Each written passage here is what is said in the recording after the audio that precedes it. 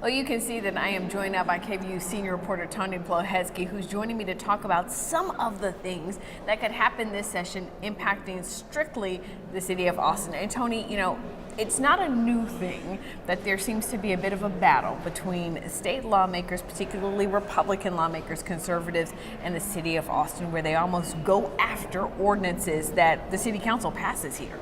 Successfully at times. Successfully. And Ashley, as you know, and many people in this building know, this is so common that there's a term for it. It's called Austin bashing. But if you look over time, going back, so for example, after the Austin City Council removed money from the police department budget in 2020 amid calls for police reform and social justice, well, the lawmakers then passed a law basically saying that cities cannot move significant amounts of money from their policing budget. So this is something that has a long tradition in this building where the conservatives really go after liberal-leaning cities, but as you mentioned, in particular, the city of Austin. Yeah, I could list a laundry list of bills that have been passed to overturn ordinances. What's interesting at this session is we have the return of a former Austin City Council member as a State Representative Ellen Troxclair, and she's taking aim particularly at Project Connect.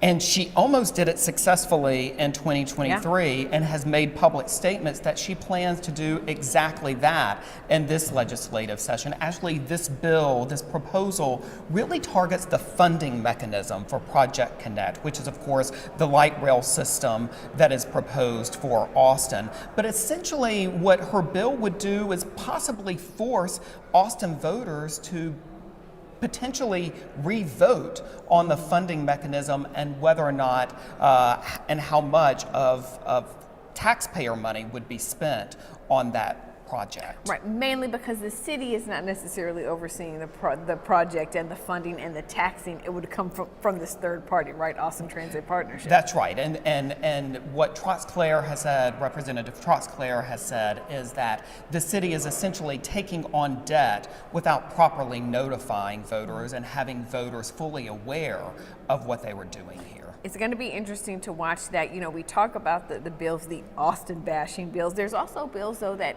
could impact Austin that some see as being really positive filed this session. Right, it may not be all bad for Austin. And one bill that we reported on in particular, for example, was filed by Austin State Representative Donna Howard, a local Democrat.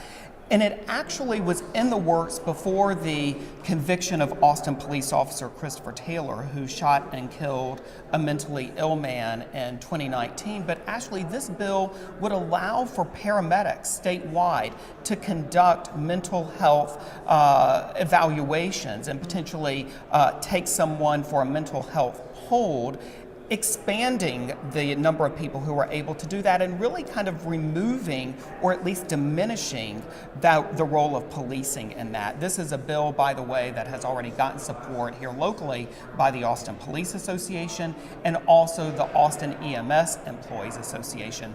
Actually, one thing we did not talk about, though, we would be remiss if we did not, and that is the proposed district of Austin. Oh, I was getting there, excuse Tony. me. Okay, excuse me. While there are bills that seem to make a lot of sense, there are also some off-the-wall type bills that get filed related to Austin. You mentioned one of them. That's right, and it's one, if you've kept up with politics on the state level for any amount of time, you've heard that there have been proposals in previous sessions, actually, to create the District of Austin. And Representative Briscoe Cain from the Republican from the Houston area is proposing that again this legislative session.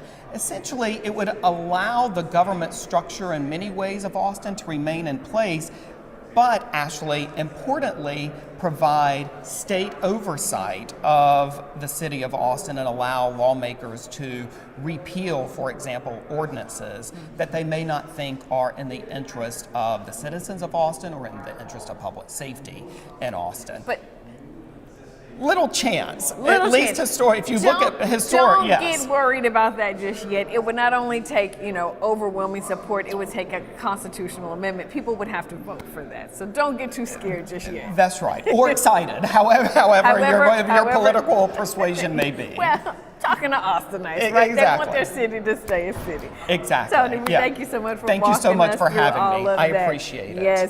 Yes, we appreciate it, Tony. And of course, this is just day one of 140 days in the session. And of course, KVUE is going to keep you up to date with coverage throughout this entire process. All right.